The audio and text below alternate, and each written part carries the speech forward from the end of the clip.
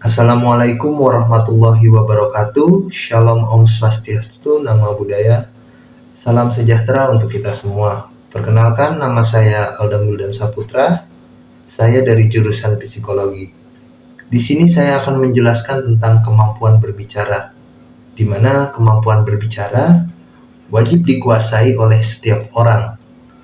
Dengan keterampilan berbicara, kita dapat menyampaikan berbagai macam informasi, entah fakta, peristiwa, gagasan, ide, serta tanggapan. Kita juga dapat mengemukakan kemauan dan keinginan, serta mengungkapkan berbagai macam perasaan.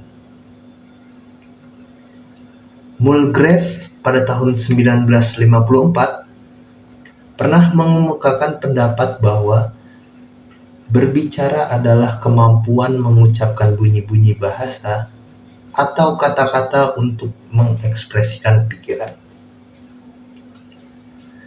Selanjutnya dikatakan bahwa berbicara merupakan bentuk perilaku manusia yang memanfaatkan faktor fisik, psikis, neurologis, semantik, dan linguistik secara ekstensif, sehingga dapat dianggap sebagai alat yang sangat penting untuk melakukan kontrol sosial.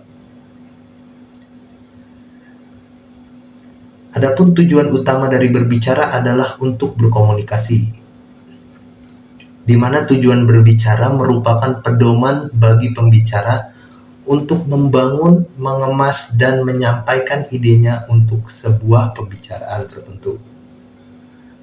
Perbedaan tujuan berpengaruh pada bentuk ide yang dikembangkan, kemasan yang digunakan, dan performa penyampaiannya. Ada beberapa tujuan berbicara yang harus diperhatikan. Yang pertama, tujuan informatif, di mana tujuan ini merupakan tujuan berbicara yang dipilih si pembicara ketika dia bermaksud menyampaikan gagasan untuk membangun pengetahuan pendengar. Tujuan ini selanjutnya akan lebih sempurna jika bukan hanya bersifat informatif melainkan komunikatif, yakni terjadinya timbal balik atas gagasan yang disampaikan pembicara dengan respon yang dihasilkan oleh pendengar. Kemudian tujuan rekreatif, di mana tujuan rekreatif ini merupakan tujuan berbicara untuk memberikan kesan yang menyenangkan bagi diri pembicara maupun pendengar. Jenis tujuan ini adalah untuk menghibur pendengar sehingga pendengar menjadi merasa terhibur oleh adanya pembicara.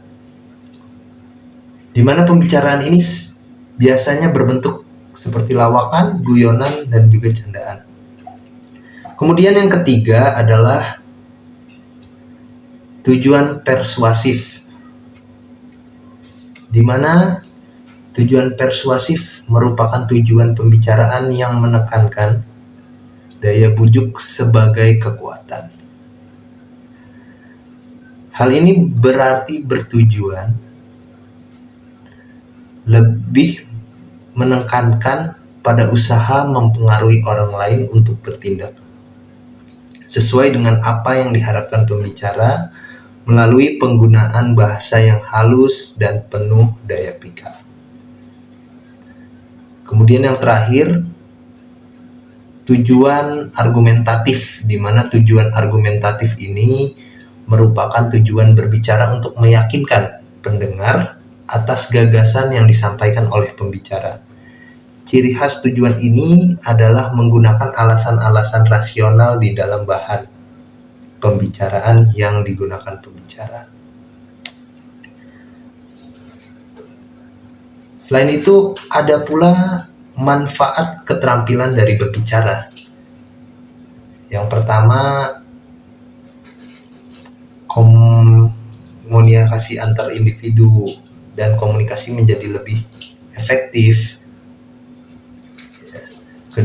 Yang kedua, melancarkan pertukaran informasi. Yang ketiga, menambahkan kepercayaan diri. Kemudian yang keempat, menambahkan karisma dan wibawa. Yang kelima, menjadi salah satu faktor mempermudah memperoleh pekerjaan.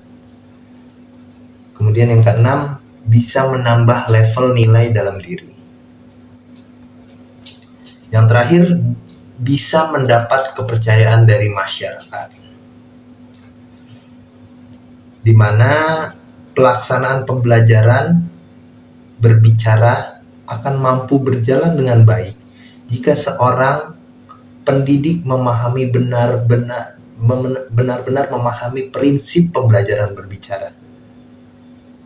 Kemudian ada beberapa prinsip pembelajaran berbicara tersebut,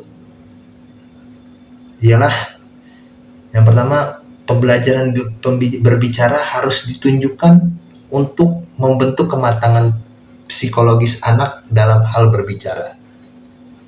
Yang kedua, pembelajaran berbicara harus melibatkan anak secara langsung berbicara dalam berbagai konteks. Yang ketiga, pembelajaran berbicara ini harus dilakukan melalui pola pembelajaran interaktif. Yang keempat, pembelajaran berbicara harus dilakukan sekaligus dengan membekali strategi berbicara. Kemudian yang kelima, pembelajaran berbicara harus pula dilakukan seiring dengan pengukuran kemampuan berbicara secara tepat melalui praktik langsung. Kemudian yang keenam, kemampuan berbicara anak hendaknya diukur dan dipantau oleh guru secara berkesinambungan. Kemudian yang ketujuh atau yang terakhir ini, pembelajaran berbicara harus diorientasikan pada pembentukan kemahiran berbicara atau membentuk siswa menjadi pembicara yang kreatif. Berdasarkan prinsip-prinsip yang tadi saya sebutkan, dapat dikemukakan bahwa pembelajaran berbicara hendaknya dilakukan oleh guru dengan sungguh-sungguh agar tercapai tujuan pembelajaran yang diharapkan. Jenis-jenis berbicara, ada beberapa jenis-jenis berbicara, yaitu pertama adalah jenis berbicara berdasarkan situasi pembicaraan.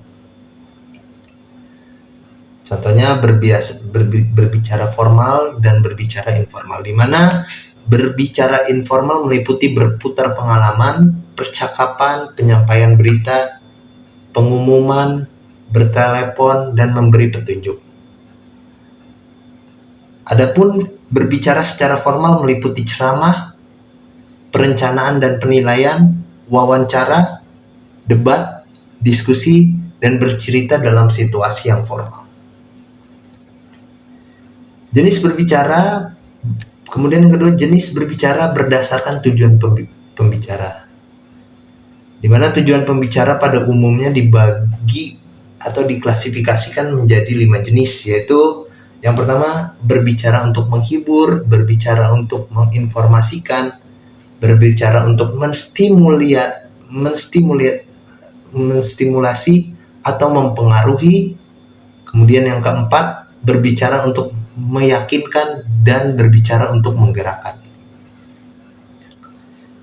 Kemudian yang ketiga, ada jenis berbicara yang berdasarkan jumlah pendengar, di mana berdasarkan jumlah pendengar ini, jenis berbicara dapat dibedakan atas berbicara antar pribadi, berbicara antar kelompok kecil, dan berbicara dalam kelompok besar.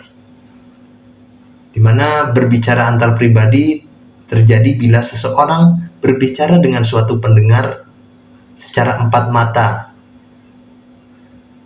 Berbicara dengan kelompok kecil terjadi apabila ada kelompok kecil 3-5 orang dalam pembicaraan itu. Kemudian yang keempat, ada jenis berbicara berdasarkan peristiwa khusus yang melatari pembicaraan jenis berbicara ini, di mana dapat diklasifikasikan menjadi 6, seperti pidato presentasi, penyambutan, perpisahan, jamuan, perkenalan, dan nominasi. Kemudian yang kelima, ada jenis berbicara berdasarkan metode penyampaian, di mana berbicara berdasarkan metode penyampaian ada 4 jenis.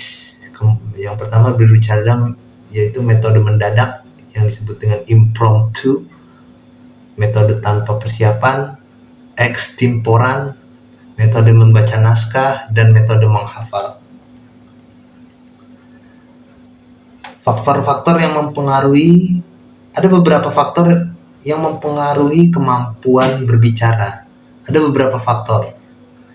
Yang pertama adalah kepekaan terhadap fenomena, kemudian kemampuan kognisi dan imajinasi, yang ketiga kemampuan berbahasa, yang keempat kemampuan psikologis, kemudian yang kelima kemampuan performa.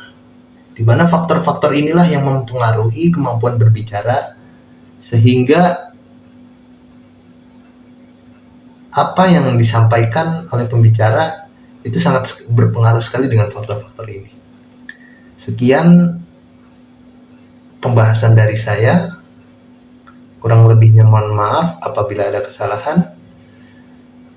Wassalamualaikum warahmatullahi wabarakatuh.